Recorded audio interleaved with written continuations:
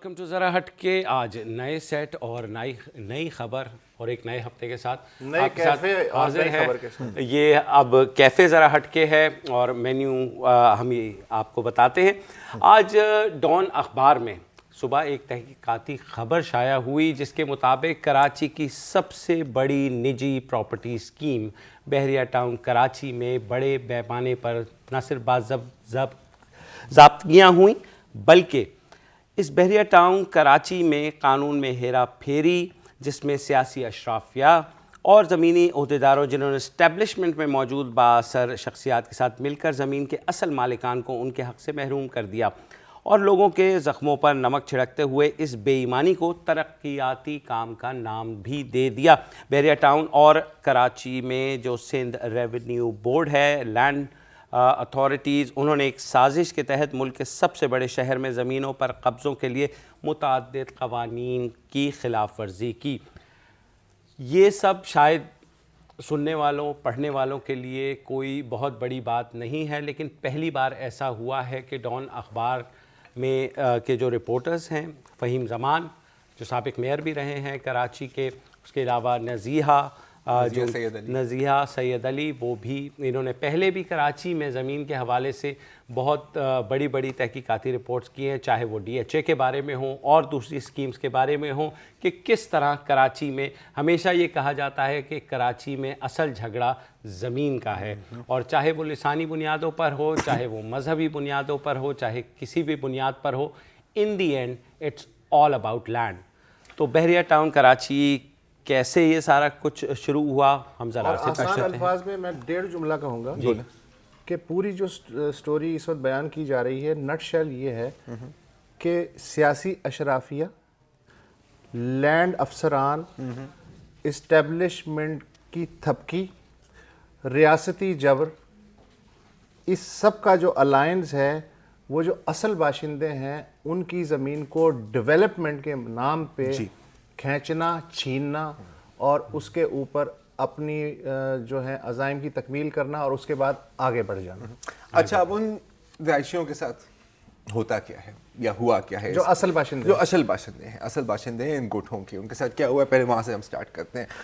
गोठ जुमा मोरियो, ये डिस्ट्रिक्ट मलीर में डेल लंगेजी में है, सुपर हाईवे से शायद 150 किलोमीटर नॉर्थ। थोड़ा सा सिर्फ ये बता दें कि मलीर डिस्ट्रिक्ट कराची का सबसे बड़ा डिस्ट्रिक्ट है जी। 2500 से ज़ायद स्क्वायर किलोमीटर का एरिया है और यहाँ ज़्यादातर ज़मीन जो है वो स्टेट लैंड है। वहाँ के ऊपर जो है इधर उधर कब्जे करके जो है वो निजी प्रॉपर्टी स्कीम्स लॉन्च की जाती हैं। बिल्कुल। अच्छा, अब इससे पहले कि हम मतलब बात करें कि कौन से कानून वायलेट हुए हैं या कौन सी शख्सियात इसमें इन्वॉल्व हैं स्टोरी के मुताबिक, पहले उन पे बात करते हैं ना जिन पर ये गुजरी है, ग्राउंड में क्या हुआ है। 1-2 मिसालें तो मैं आपको 1-2 मिसालें देता हूँ। 19 मार्च को, ठीक है, police mobile inspector Khan Nawaz के अंडर पहुंचे जुमा मोरियो गोट, घेराव किया बिल्कुल जैसे कि कोई डकैतों की बस्ती है शायद, ठीक है।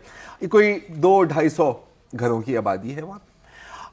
बुलडोजर थे, व्हील लोडर, डंप ट्रक घुसे और हटों को तबाह करने लग गए। मकसद ये था कि एक रोड गुजरना था बहरिया टाउन जाते हुए, जो इस गांव के थ्रू गुजरना था। अमीर अली जो वहाँ के एक बाशिंदे हैं, उनका कहना था कि इतनी जल्दी काम किया कि हम वहाँ पर बस खड़े रहे और हमें पता था कि हमें कभी हम आवाज़ भी उठाएंगे तो हमें इंसाफ नहीं मिलेगा। क्यों नहीं मिलेगा? क्योंकि 2 रोज़ पहले ही इन्हीं गोट वालों ने डॉन अखबार को कहा था कि जी हमें ख़तरा है, हमें डर लग रहा है कि ये आके हमें इविक्ट कर देंगे। क्यों? क्योंकि 9 फरवरी को पहली अटेम्प्ट की गई और इस दफ़ा गांव वालों ने रेजिस्ट करने की कोशिश की। बहरिया टाउन और मलीर डेवलपमेंट अथॉरिटी के ऑफिशियल्स आए वहाँ पे, पुलिस और बुलडोजर्स भी थी वहाँ उनके साथ, और उन्होंने रोड क्लियर करने की कोशिश की। वहाँ उस वक्त गांव गोट वालों ने उनको रोकने की कोशिश की तो MDA वालों ने उनके ऊपर उल्टा FIR दर्ज कर दी कि हमारे पे फायरिंग की थी। अच्छा, वो जो FIR थी उस चालान में ऐसे कोई चीज़ बात नहीं थी कि ये ज़मीन MDA की ज़मीन है या इनकी अपनी ज़मीन है। और फिर इसी क्वेश्चन में जज शेर मोहम्मद कुलाची ने भी इसके ऊपर बात की कि ये क्रिमिनली डिफेक्टिव FIR है, ठीक है। اب اس کے بعد کیونکہ پرچے کٹ گئے, گرفتاریاں ہونے لگ گئیں, تو جو گاؤں کے رہنے والے تھے جن کو نامزد کیا گیا تھا اس پرچے میں, جس کو اسٹوری کرمنلی ڈیفیکٹو پرچہ کہہ رہی ہے, وہ بکھر گئے. چنانچہ پھر جب 19 مارچ کو پولیس کی نفری آئی تو ان کو کوئی روکنے والا نہیں. اور یہ تقریباً 45 گوٹھوں کے ساتھ ہوا. جی ہاں, ایسا ہی 45 گوٹھوں کے ساتھ ہوا. اچھا, یہ بڑی انٹرسٹنگ بات ہے. کنڈا خان گبول جو وہاں کے رہائشی ہیں, ان کا کہنا ہے کہ جی پولیس ہمارے لوگوں کو گرفتار کر رہی ہے اور ہمیں دھمکا رہی ہے کہ ہم کہیں گے کہ جی آپ لوگ وانا مستونگ اور کلات سے گرفتار ہوئے ہیں, اور اگر وانا مستونگ اور کلات سے گرفتار ہوئے ہیں تو پھر آپ کو پتا ہے کہ اس کا کیا مطلب ہوتا ہے. اس کے ساتھ ساتھ ان کا کہنا تھا کہ مجھے بھی حراست میں لے گئے, لیکن جب مجھے حراست میں لے گئے تو ایک کراؤڈ گیدر ہو گیا, اور جب پولیس کو لگنے لگا کہ جی اب تو ہائی وے بلاک ہو جائے گا, سپر ہائی وے بلاک ہو جائے گا, تو آرام سے مجھے چھوڑ دیا. کیونکہ آخر کار اگر سپر ہائی وے بلاک ہو گیا ہوتا تو یہ خبر بن جاتی اور کوئی نہ کوئی صحافی رپورٹر شاید پوچھتا کہ یار یہ مسئلہ کیا ہے, تو یہ خبر باہر آ جاتی. ایک اور میں مثال علی محمد گبول سر پلیز, بالکل, وہ بھی نیکسٹ ہے کہ وہ رات کو ہلہ بولا گیا, 5 جو ایکٹیوسٹ تھے ان کو وہاں سے اٹھایا گیا. جب یہ لوگ پیپلز پارٹی کے جو لوکل نمائندے تھے ان کے پاس پہنچے تو انہوں نے کہا کہ رہائی کے بدلے زمین دے دو ورنہ ہم ذمہ دار نہیں ہیں.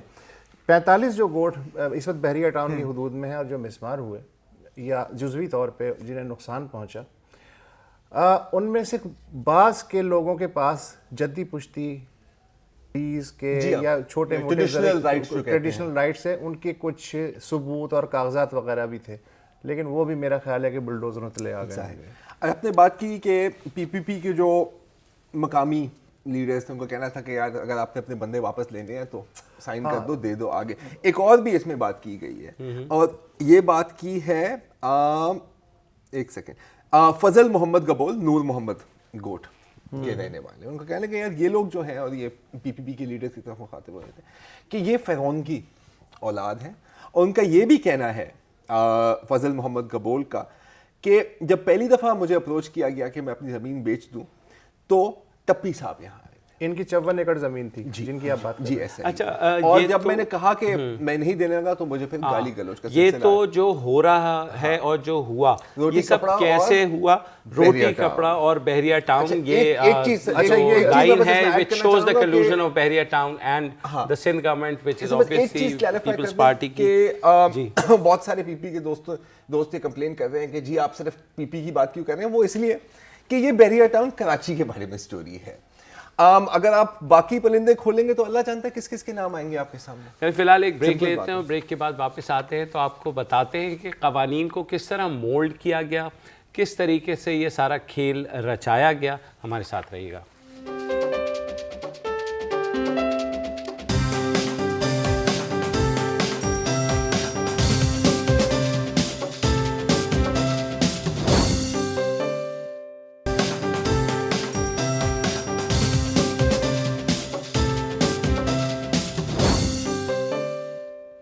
Welcome back. بات ہو رہی ہے آج جو ڈان اخبار میں اسٹوری شائع ہوئی ہے بحریہ ٹاؤن کراچی کے بارے میں. انویسٹیگیٹو جرنلزم لوگ ہمیشہ پوچھ رہے ہوتے ہیں کہ کہاں گئی پاکستان میں, وہ آج آپ کے سامنے ہے ڈان اخبار میں. اب بنیادی مسئلہ کیا ہے, یہ تو ہم نے بات کی کہ کن کے ساتھ کیا ہوا, کیسے ہوا. بنیادی مسئلہ ان گوٹھوں کا ہے ریگولرائزیشن. ریگولرائزیشن کا مطلب ہے کہ اکثریت جو ان گوٹھوں کی ہے وہ سینکشن نہیں ہوئے گوٹھ آباد اسکیم کے تحت. اگر ہو جاتے تو کیا فرق پڑتا؟ ایک تو کہ رہائشیوں کو لینڈ ٹائٹل یعنی ملکیت مل جاتی ہے. ملکیت ملنے کا مطلب ہے کہ آپ ان کو اس طرح نہیں نکال سکتے جس طرح, بالکل آپ ہتھ کنڈے استعمال کر سکتے ہیں, آپ فورس استعمال کر سکتے ہیں, لیکن آپ جو بھی کریں زمین کی قیمت کم از کم 10 گنا زیادہ بڑھ جاتی ہے. مطلب آپ کا پروفٹ مارجن تھوڑا سکویز ہو جاتا ہے. اچھا, یہ کوئی ڈیولپر خاص طور پہ جو ان ایریاز میں آپریٹ کرتے تھے, بحریہ ٹاؤن کی بات نہیں ہو رہی, کوئی ڈیولپر نہیں چاہتا کہ ریگولرائزیشن ہو.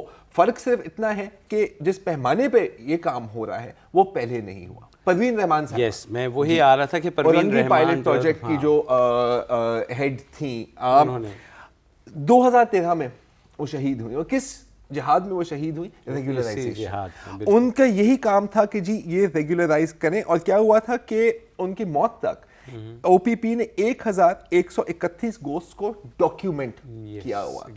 اب ڈاکیومنٹ کریں گے تو آپ کو پتا ہے پھر بڑے مسئلے مسائل ہو جاتے ہیں آگے. ان کی موت کے بعد یہ کام بالکل کلوز ہو گیا ہے, بالکل جسی طرح کچھ لوگ لینڈ مافیاز چاہتے تھے وہی ہوا ہے.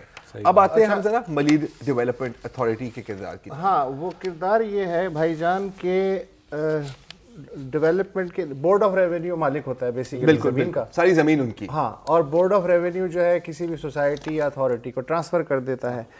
اچھا, ملیر ڈیولپمنٹ اتھارٹی کو بورڈ آف ریونیو نے, اللہ آپ کا بھلا کرے, 14,617 ایکڑ زمین اس شرط پہ ٹرانسفر کی کہ یہاں کم لاگت کی رہائشی اسکیمیں مقامی لوگوں کے لیے ڈیولپ کی جائیں گی. زیادہ سے زیادہ 120 مربع گز کے پلاٹ نکالے جائیں گے, اور یہ زمین مارکیٹ ریٹ کا جو اگر 100 روپے ہے تو 25 روپے پہ اسی لیے دی جاتی ہے تاکہ غریبوں سے کو چھت میسر آ سکے. صحیح ہے. اچھا جناب, یہ لے لیا. لیاری ڈیولپمنٹ اتھارٹی کا کہنا ہے کہ ہم نے 2 ارب روپے اس زمین ملیر ڈیولپمنٹ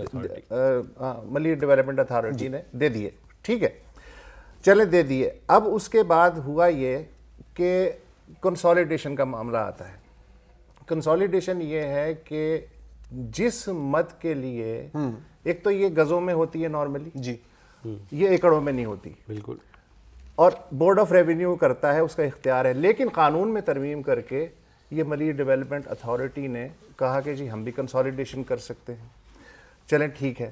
صحیح. اب زرعی زمین کنسالیڈیشن یہ ہوتی ہے کہ فرض کریں کہ میں نے 4 ایکڑ زمین فلاں جگہ خریدی, پھر 16 کلومیٹر آگے خریدی, پھر 10 کلومیٹر آگے, میرے لیے وائبل نہیں ہے. اور یہ زیادہ زرعی زمین کے لیے استعمال کیا وائبل نہیں ہے. ہاں, کہ میرے ایک پھٹی وہاں اگ رہی ہے, میرے کچھ گندم وہاں اگ رہی ہے, ساتھ ایک پلاٹ دے دیا. قانون کے بالکل قانون کے حساب سے اس کو ایک جگہ کرنا جو ہے وہ ایک نظیر قانونی بات ہے. ٹھیک ہے.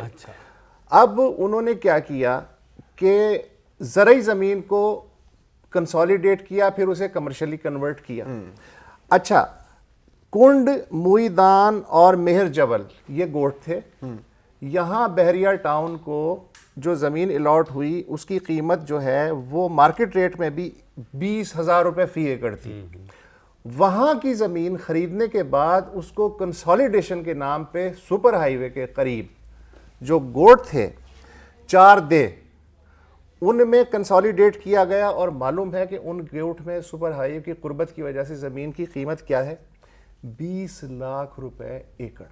یعنی 20,000 روپے ایکڑ کی زمین کنسالیڈیٹ کرنے کے نام پہ اٹھائی گئی اور اسے سپر ہائی وے کے نزدیک کنورٹ کیا گیا. اب آپ دیکھیں کہ مارجن آف پروفٹ جو ہے. کنورژن میں آپ کو مزے کی بات بتاؤں, کیونکہ ظاہر ہے کہ ڈان نے اس کے لیے ورژن کے لیے جب بحریہ ٹاؤن سے رابطہ کیا اسپوکسمین نے, تو انہوں نے بتایا کہ جناب 7,000 ایکڑ پر مشتمل یہ سارا ہمارا گیم ہے.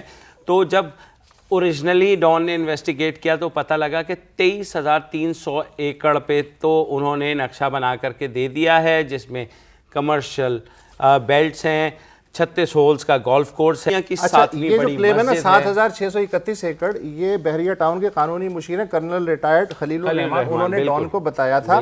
لیکن یہ 7,631 یہ بات ٹھیک ہے, اس طریقے سے انہوں نے الاٹ کی 4 دیہ میں کہ درمیان کی جو زمین ہے وہ آٹومیٹکلی ظاہر ہے. اچھا, اور اس میں جو کیا پہنچ ہی نہیں سکتے وہاں پہ اب تو. اچھا, اس میں اس کی وجہ سے 23,000 ایکڑ ہو گئی. اس میں بھی کیا یہ ڈسٹرکٹ سینٹرل سے بڑا رقبہ ہے. بالکل, ڈسٹرکٹ سینٹرل کا رقبہ ہے 17,000 ایکڑ, اور بحریہ ٹاؤن جو ہے وہ ڈسٹرکٹ سینٹرل سے بڑا ہے. اچھا, مزے کی بات یہ ہے کہ جس 7,631 ایکڑ کی زمین کی ملکیت کا دعویٰ کر رہے ہیں بحریہ ٹاؤن کراچی, وہ بھی اس رپورٹ کے مطابق یہ دعویٰ بھی غلط ہے, کیونکہ اس جگہ کی ملکیت صرف ایک خصوصی پاور آف اٹرنی کے ذریعے ممکن ہے جو ابھی تک حاصل نہیں کی گئی ہے. ہم ایک وقفے کے بعد دوبارہ حاضر ہوں گے. نیوز اپڈیٹس کا ٹائم ہوا ہے, ہمارے ساتھ رہیے گا.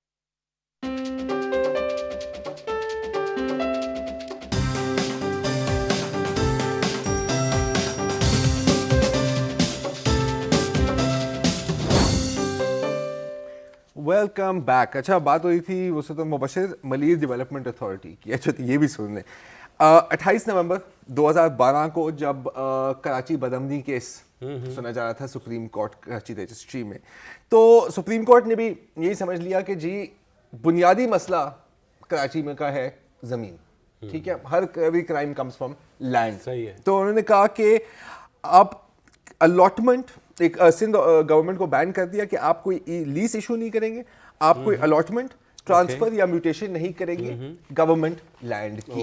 تو مجھے سوچا یار اچھا صحیح ہے یار, تو اس کو کیسے بائی پاس کیا جائے. بائی پاس کیا گیا کہ ایم ڈی اے ایکٹ 1993 کو 19 دسمبر 2013 کو امینڈمنٹ کی گئی تاکہ جو سپریم کورٹ کی ریسٹرکشن ہے اس کو ہم بائی پاس کر سکیں. اس کے بعد چند دن بعد ہی ایک نوٹیفیکیشن جاری کی گئی. بورڈ آف ریونیو نے 43 ڈیز کو ڈکلیئر کر دیا کہ یہ اب ایم ڈی اے کے کنٹرول میں ہے. اب اس وقت جو بورڈ آف ریونیو کے سینئر ممبر تھے احمد بخش نریجو, انہوں نے خط پہ خط لکھا کہ سر آپ کسی پرائیویٹ لینڈ اونر کے ساتھ ڈیل نہیں کر سکتے جب تک ایم ڈی اے اس لینڈ کو قانونی طریقے سے الاٹ کرے, ٹرانسفر کرے اور اسی چیز کو ریکارڈ آف رائٹس میں درج کرے. تو انہوں نے کہا کوئی مسئلہ نہیں جی. مارچ 2015 میں بورڈ آف ریونیو نے 14,617 ایکرز ریزرو کر دیا. ریزرو پہلا سٹیپ ہوتا ہے, پھر الاٹمنٹ ہوتی ہے. الاٹمنٹ کیا ہونی تھی؟ 120 گز والے گھروں کی. ہوا کیا؟ لیکن مزے کی بات یہ ہے, سب سے چھوٹا پلاٹ بھی 120 مزے کی بات یہ ہے باتھ روم ہوگا کہ ماسٹرز پہلے کیا گیا, میٹرک بعد میں کیا گیا. اس کی مثال یہ ہے کہ ایم ڈی اے نے جو زمین 2014 میں کنسالیڈیٹ کر لی, وہ دراصل مارچ 2015 میں بورڈ آف ریونیو نے اس کے حوالے کی تھی. اس سے پہلے ہی کر لی. اتنے ایفیشنٹ ہے. Back to the future movie دیکھیے نا. مزے کی بات ہے کہ بحریہ ٹاؤن میں جو بھی بڑی شاہراہیں ہیں, کلورٹس ہیں, پل ہیں, کس کے خرچے پہ؟ بحریہ ٹاؤن کے خرچے پہ, ملی ڈیولپمنٹ اتھارٹی کے خرچے پہ. ڈیولپمنٹ ہے سر. ہاں ڈیولپمنٹ اور غریبوں کے لیے اور وہاں کے مقامی لوگوں کے لیے ہے. اتھارٹی تو نہیں ہے نا یار, ہم سمجھا. اچھا, مزے کی بات یہ ہے کہ بورڈ آف ریونیو جو اصل مالک ہے وہ مستقل چپ سادے ہوئے. اچھا, وہ کہیں بھی جسے کہتے ہیں نا کہ احتجاج کرنا یا اس کو کسی کے ذریعے چیلنج کروانا, ایسا کچھ نہیں ہے. ہر آدمی مینو نوٹ وخا میرا موڈ بنے, سر ادھر نوٹ نہیں ہے, ادھر ہے مینو پلاٹ وخا میرا موڈ بنے. ادھر تو every one is involved, retired army officers, retired bureaucrats. چلے ٹھیک ہے, چلے ٹھیک ہے, یہاں تک بھی ٹھیک ہے. کراچی کو اس وقت جو پانی کا خسارہ ہے, کراچی کے 2 کروڑ شہریوں کو, وہ تقریباً 100 ملین گیلن روزانہ کا ہے جو کہ آنے چاہیے. بالکل. بحریہ ٹاؤن کو پانی دینے کے لیے ڈملوٹی کا جو ہے پانی کا جو مرکز نالے والے جو ہیں انٹرسیکشن جو ہے, 3 انچ قطر کی 4 لائنیں بحریہ ٹاؤن کے لیے مختص ہوئی. اچھا, یہ بات جو ہے Karachi water and sewerage board کے ایک ڈپٹی مینیجنگ ڈائریکٹر نے بتائی ہے, یہ میں نہیں کہہ رہا. اچھا, دوسری بات یہ ہے کہ ایک 36 ہول کا گولف کورس بھی ظاہر ہے بن رہا ہے سر. آپ نے کبھی گولف اور تقریباً 1 لاکھ لوگوں کی ریزیڈنس بھی وہاں ہوگی. تو اب کورس میں گھاس نہیں ہوگا تو آپ گولف کیسے اور کھیلو گے؟ مستقل اسے بھی ضرورت ہے, ظاہر ہے. جبکہ شہر کو 100 ملین کا ڈیفیسٹ ہے پانی کا. اب 1 لاکھ لوگ بھی جب مل جائیں گے, اچھا ابھی سے وہاں جو ہے بورنگ کا سلسلہ شروع ہو گیا ہے. یہ وہی جگہ ہے بھائی جان, بحریہ ٹاؤن سے 3 کلومیٹر کے فاصلے پہ 2004 میں نیسلے پاکستان نے ایک واٹر باٹلنگ پلانٹ لگانے کی کوشش کی تھی, تو سندھ ہائی کورٹ نے اسے اجازت دینے سے انکار کر دیا تھا, یہ کہہ کے کہ وہاں واٹر ٹیبل بڑی تیزی سے کم ہو جائے گا اور لوکل لوگوں کا مسئلہ ہے. لیکن بحریہ ٹاؤن ہے, اس طرح کے مسائل ہیں. اچھا, آپ کہتے ہیں آپ ہو سکتا ہے یہ ایلیٹس کا مسئلہ ہو, لیکن میرا بڑا پرابلم ہے ہیریٹیج. چوکنڈی جیسے کئی قبرستان چھوٹے موٹے لیکن آرکیٹیکچر ہے, وہ باغات, ایون کچھ بدھسٹ ٹوپاز کے نشانات ہیں, چٹانوں پہ لکھائی ہے, جو راستے میں آیا ہے سب صاف ہو چکا ہے. ایک لوکل مورخ ایکٹیوسٹ بھی ہیں گل حسن کلمتی, انہوں نے بڑی مزے کی بات کی ہے. ان کا یہ کہنا ہے کہ شاہ سائیں شاہ عبد الطیف انہوں نے اس علاقے اپنے زمانے میں ایک دفعہ آئے تھے اور ایک تکیہ قائم کیا تھا. وہ تکیہ تب سے چلا آ رہا ہے. وہاں جو لوگ ہنگلاج جاتے ہیں وہ تھوڑی دیر قیام کیا کرتے تھے. وہ جی تکیہ دنیا کی جو 7ویں بڑی مسجد بن رہی ہے بحریہ ٹاؤن میں, ان کے بیت الخلاؤں کے نیچے آ کے دفن ہو چکا ہے. یہ صورتحال ہے. اچھا, ملک ریاض صاحب کا رسپانس بھی آیا ہے اپنے ٹویٹر اکاؤنٹ پر. سب سے پہلے تو انہوں نے ایک اسٹے آرڈر کی کاپی ٹویٹ کی ہے جو شاید کچھ سال پہلے اوبٹین کیا تھا. اب اس میں لینگویج بھی انٹرسٹنگ ہے. اس میں لکھا ہوا ہے کہ ڈیفینڈنٹس یعنی ڈان میڈیا گروپ رپورٹنگ کر سکتے ہیں, لیکن اگر پلینٹف یعنی بحریہ ٹاؤن یا ملک ریاض کے بارے میں رپورٹنگ کی تو اس کو آتھینٹیکیٹڈ انفارمیشن کے اوپر بیس ہونا ہوگا اور اس کو ڈیفیمیٹری مینر انداز میں نہیں شائع کیا تو ہم جائے گا. میرے خیال میں نہیں, کہیں بھی ڈیفیمیٹری نہیں ہے, ٹوٹلی بیسڈ آن انفارمیشن ہے. وہ تو چلے. اب اگر یہ چیز کورٹ میں گئی, جیسے ملک ریاض صاحب کہہ رہے ہیں کہ جی بالکل we will not surrender to this. اچھا, یہ سرینڈر کرنے کو تو کوئی نہیں کہہ رہا ہے. یہ چیزیں کورٹ میں پھر ڈیسائیڈ ہوں گی. دیکھو بات یہ ہے کہ ملک ریاض صاحب کو ڈان والوں نے بار بار اپروچ کیا بحریہ ٹاؤن کو کہ یار ہم یہ کر رہے ہیں, پلیز اپنا موقف دے دو. کوئی رسپانس نہیں تھا. لیکن جیسی سٹوری چھپی, ہاں پلیز سنا دیں. ملک ریاض صاحب کا ٹویٹر بھی ظاہر ہے جاگ پڑا. نیچے سے اوپر ہے. ایک ٹویٹ میں لکھتے ہیں کہ بحریہ ٹاؤن اس توہین آمیز رپورٹنگ کے آگے سر نہیں جھکائے گا جس سے نہ صرف بحریہ ٹاؤن بلکہ پاکستان کو نقصان پہنچے. قومی سلامتی کو ہمیشہ نقصان پہنچتا ہے. اچھا, پھر ایک ٹویٹ آیا کہ جی ڈان.com ہمیں بلیک میل کرنے کے لیے اس لیے بے بنیاد الزامات لگا رہے ہیں تاکہ ہم اس کی زرد صحافت کے آگے جھک جائیں, لیکن ایسا کبھی نہیں ہوگا. ایک اور ٹویٹ میں فرماتے ہیں کہ ہم 6-7 برس سے ڈان.com مافیا سے نبردآزمہ ہیں کیونکہ ہم نے ان سے ناجائز کاروباری تعلقات رکھنے اور اشتہارات میں تعاون کرنے سے انکار کر دیا تھا. ٹھیک ہے. ایک ٹویٹ میں لکھ رہے ہیں کہ جب بھی اس طرح کی بے بنیاد سٹوریز سرمایہ کاری کو ڈسکریج کرنے کے لیے شائع کی جاتی ہیں, الحمدللہ شائع کرنے والا زمین کی خاک چاٹتا ہے اور ہمارا کاروبار اتنا ہی پھلتا پھولتا ہے. اچھا, یہ بالکل صحیح بات کی. ہو سکتا ہے. اور آخر میں انہوں نے بڑا اچھا ایک روشن جو ہے ٹویٹ بھیجا ہے کہ ہم پاکستان بدل رہے ہیں اپنے جذبے اور محنت کے ساتھ, اور ہم اسی طرح جاری رکھیں گے اس کی ترقی کو اور اعلیٰ پیشہ ورانہ اقدار کے بڑھاوے کو انشاءاللہ. بس انشاءاللہ ھذا من فضل ربی بھی لکھ کے لگوا دیں تاکہ دیکھیں اس میں پتہ ہے, دیکھیں اب ہم اس میں ملک ریاض کو بالکل سوللی ٹارگٹ نہیں کرنا چاہیے کیونکہ وہ کر رہے ہیں جو کوئی بھی بزنس مین اگر موقع ملے کرے. وہ سسٹم کو جانتے ہیں, پوری دنیا وہ سسٹم کو جانتے ہیں, ان کو پتا ہے کہ سسٹم کیسے آپریٹ کرتا ہے اور سسٹم کو کہ انجن میں آئل کہاں ڈالنے کی ضرورت ہوتی ہے. ٹھیک ہے, اس میں کوئی حیران کن بات نہیں ہے. مسئلہ ہے سارا سسٹم کا. اگین جو یہ کر رہے ہیں چھوٹے پیمانوں پہ ڈیولپرز اور لینڈ گرابرز وغیرہ وغیرہ پہلے بھی کرتے آئے. لوور لیول آفیشلز کے ساتھ ڈیلنگ ہوتی ہے کیونکہ آخرکار اتنا بڑا حلوے کا دیگ نہیں تھا جس میں سے آپ چیزیں نکالیں. یہ انڈسٹریل اسکیل پہ. میں ایک چیز میں ملک ریاض کی تعریف کرنا چاہتا ہوں کہ وہ دبنگ آدمی ہیں اور وہ کھل کے بات کرتے ہیں. مثلاً یہ بات حقیقت بھی ہے جو انہوں نے کہی کہ یہاں کا سسٹم ایسا ہے کہ جب تک آپ فائل کو پہیے نہیں لگائیں گے تو وہ آگے نہیں بڑھ سکتے. اب یہ کوئی غلط بات نہیں ہے, بالکل صحیح بات. اچھا, اب ایک آدمی زیادہ بہتر طریقے سے پہیے لگا سکتا ہے تو اس میں جلنے کڑنے کی بات نہیں, اس لیے کہ سسٹم ہی ایسا ہے. سر دیکھیں, کوئی سناب کے ٹائر لگاتے ہیں, کوئی ٹریکٹر کے ٹائر لگاتے ہیں. کہ تھوڑا سا جو انہوں نے ٹویٹ کی کہ ٹارگٹ کیا جا رہا ہے, تو میرے بھائی یہ ایک انویسٹیگیٹو سٹوری ہے جس میں فیکٹس دیے گئے ہیں. کہیں یہ نہیں کہا گیا کہ جناب نہیں آپ نے جو ہے نا یہ کر دیا. ایک پوری پیپر ٹریل ہے جو کہ دی گئی ہے. اگر آپ اس پیپر ٹریل کا جواب دینا چاہیں تو زیادہ بہتر ہوگا بجائے اس کے کہ اس طرح کے الزام لگانے کے بھئی یہ ہو رہا ہے اور وہ ہو رہا ہے. اب میں اس ٹاپک پہ اگلے سیگمنٹ میں بات کرنا چاہتا ہوں کہ باقی جو سیاسی قوتیں ہیں, غیر سیاسی قوتیں ہیں یا سول سوسائٹی ہے, وہ کیا کر رہی ہے. وہ نیوٹرل ہے, وہ ساتھ ہے, وہ ٹینشن میں ہے, کیا کر رہی ہے, وہ خوش ہے, وہ ڈیولپمنٹ کے ساتھ ہے, کیا کر رہی ہے؟ یا وہ کہہ رہی ہے کہ یار یہ گوٹ ویسے ہی اتنے بدصورت ہوتے ہیں, کتنا اچھا ہوگا ان کو اڑا کے کوئی گولف کورس ہی بنا دو. دے اور گوٹ, دے میں گوٹ ہوتے ہیں, دے میں ہی گوٹ. وقفہ لے لیجیے جناب.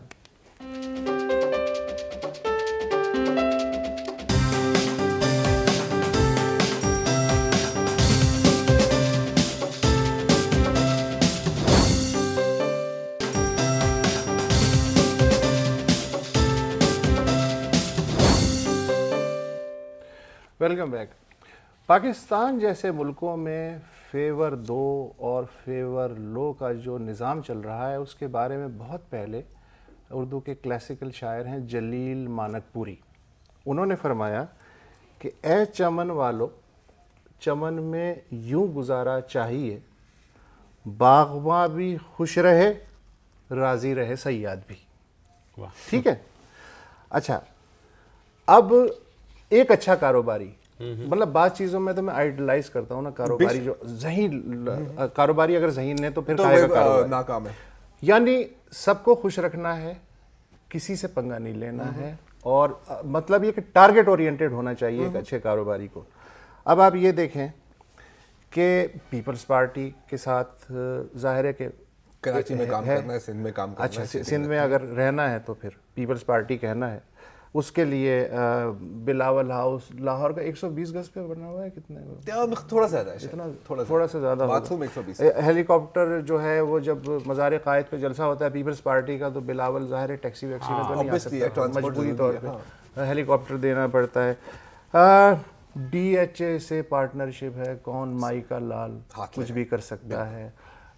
جو فوجی افسر ریٹائر ہوتے ہیں ان کی تمنا ہوتی ہے کہ کسی طرح بحریہ ٹاؤن میں کوئی ملازمت مل جائے تاکہ جو رکاوٹیں ہیں وہ سیدھی ہو سکیں. کون سی رکاوٹیں؟ پولیٹیکل ہیں, کون سی رکاوٹیں؟ کوئی بھی ہے کہیں بھی یار. دیکھو کاروباریوں کے راز جو ہیں وہ نہ مت کھلواؤ. اچھا, مجھے زیادہ معلوم بھی نہیں ہے, لیکن کوئی وجہ تو ہے نا کہ اتنے ریٹائرڈ افسر جو ہیں آپ کیوں نہیں رکھ لیتے بھائی؟ اچھا, دوسری بات, سوری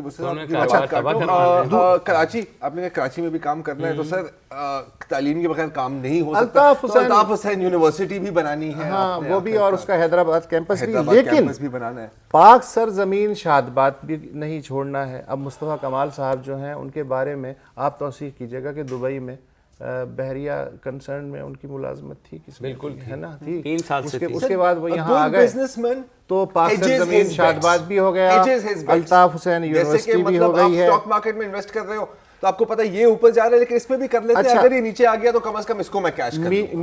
میڈیا پارٹنرز بھی, جیسا نہیں ہوتا ہر پروگرام میں کہ آج ہمارے media partners bye bye bye, تو اس طرح this program and this concern and this empire is brought to you with the cooperation of فلانے میڈیا پارٹنرز. جہاں ایک سیکنڈ, جہاں کوآپریشن کی بات, یہ جو پرندے نکل رہے ہیں پچھلے 2-3 سالوں سے سندھ میں کہ شجیل میمن کی یہ کرپشن, فلانے کی یہ کرپشن, ڈاکٹر آصف, کوئی بحریہ ٹاؤن ریلیٹڈ ایسا اسکینڈل تو نہیں میں نے سامنے دیکھا. یار وہ تو آیا نا, آج آیا ہے. ہاں, تو یہ کیا چیز پہلے نظر نہیں آ رہی تھی, میں سے اتنا. اچھا, اور تو اور اب تو عبداللہ شاہ غازی صاحب بھی جو ہیں, سر آپ کے ڈیفینس میں بات کی, ان کو بھی, جی عبداللہ شاہ غازی صاحب کو بھی انہوں نے اپنی طرف کر لیا ہے. اگر آپ ان کا مزار دیکھیں تو ایسا لگتا ہے کہ بابا جی کو نظر بند کر دیا گیا ہے, بالکل بحریہ ٹاؤن کے آرکیٹیکچر. جی ہاں, ٹھیک ہے. اچھا, مجھے ایک بات بتاؤ ذرا, یہ سندھی قوم پرست جو ہیں, بہاری ناکھپن, یہ جو نیٹو لوگ تھے, سن آف دا سائل تھے, سینکڑوں دیہاتوں کے, یہ 1911 کی بات نہیں ہے, 2013, 14, 15, 16 کی بات ہے. انہوں نے بیچاروں نے اپنے طور پہ ٹائر جلائے ہوں گے, تھوڑی بہت مار کھائی ہوگی, اس کے بعد نظر بند بھی رہے ہوں گے. کتنے سندھی قوم پرست جو ہر ہلتی ہوئی چیز پہ شور مچا دیتے ہیں ان کی مدد کے لیے آئے. چلے مدد نہ صحیح, بیان کی حد تک صحیح, یا انہوں نے اسے اپنا مسئلہ سمجھا کہ سن آف دا سوائل کے ساتھ یہ ہو رہا ہے. تقریباً اتنے سندھی نیشنلسٹ جتنے سندھی نیشنلسٹ کو ووٹ پڑتے ہیں, مطلب کہ اباؤٹ آئی تھنک 1 or 2.